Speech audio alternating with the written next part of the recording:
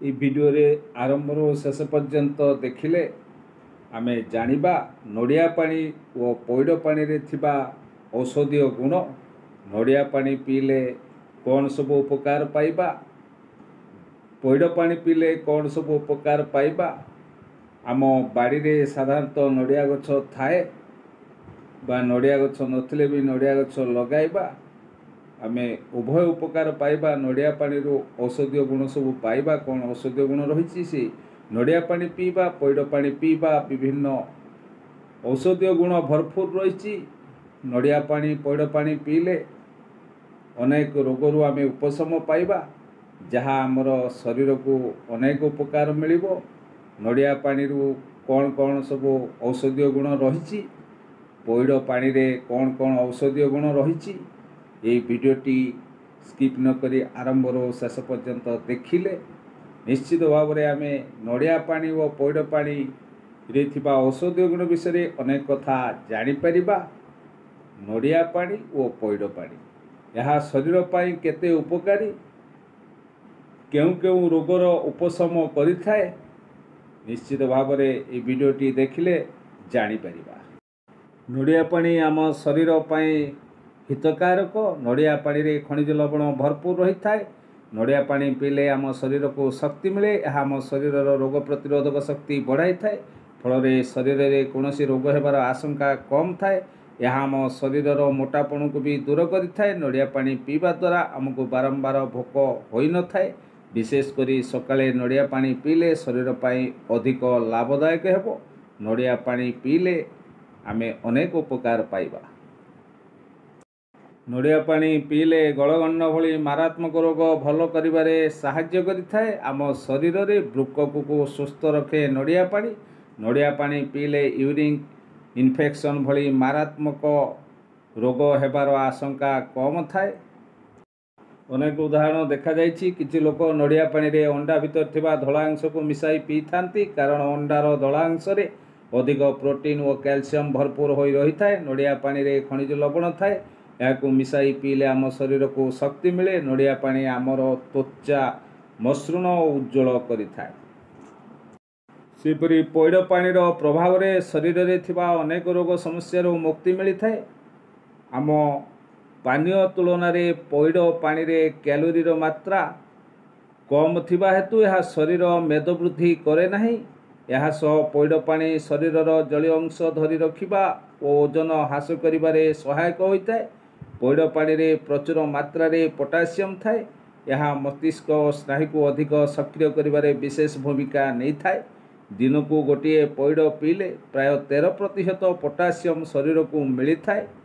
ପଇଡ଼ ପାଣିର ଅନେକ ଔଷଧୀୟ ଗୁଣ ରହିଛି। ପଇଡ଼ ପାଣିକୁ ବ୍ୟବହାର କଲେ ଆମ ଶରୀରରେ ଉପଶମ ପାଇବ। ପଇଡ଼ ପାଣିରେ ଅନେକ ଔଷଧୀୟ ଗୁଣ ରହିଛି। ପଇଡ଼ ପାଣିରେ ପ୍ରଚୁର ମାତ୍ରାରେ ଫାଇବର ରହିଛି, ଯାହା ପାଚନ କ୍ରିୟାକୁ ସୁଦୃଢ଼ କରିବାରେ ସହାୟକ ହୁଏ। ବିଶେଷ କରି ପଇଡ଼ ପାଣିରେ ବଦହଜମୀ ସମସ୍ୟାକୁ ଦୂର କରେ। କୋଷ୍ଠକାଠିନ୍ୟ ଓ ଏସିଡ଼ିଟି ସମସ୍ୟା ମଧ୍ୟ ଦୂର କରିଥାଏ। ଓଜନ ହଟାଇବାରେ ଏହା ଏକ ସହଜ ଉପାୟ।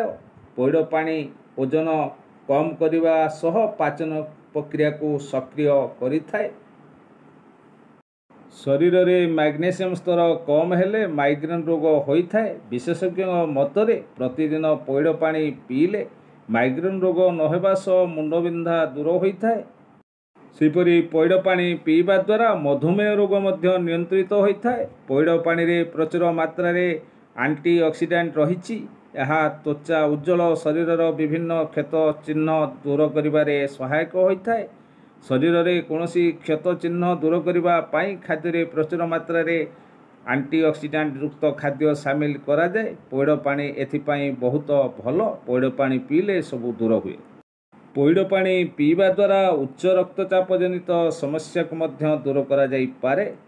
ପଇଡ଼ ପାଣି ବ୍ୟବହାର କରିବା ଦ୍ୱାରା ଥକାପଣ ଦୂର ହେବା ସହ ବୟସର ପ୍ରଭାବ ଚେହେରାରେ ପଡ଼ିନଥାଏ। ସକାଳେ ପଇଡ଼ ପାଣି ପିଇବା ଦ୍ୱାରା ଦିନସାରା କାମ କରିବାକୁ ଶକ୍ତି ମିଳିଥାଏ। ପଇଡ଼ ପାଣିର ଅନେକ ଔଷଧୀୟ ଗୁଣ ରହିଛି। ପଇଡ଼ ପାଣିକୁ ଯଦି ଆମେ ପ୍ରତିଦିନ ବ୍ୟବହାର କରିବା, ଆମେ ଅନେକ ରୋଗରୁ ଉପଶମ ପାଇବା।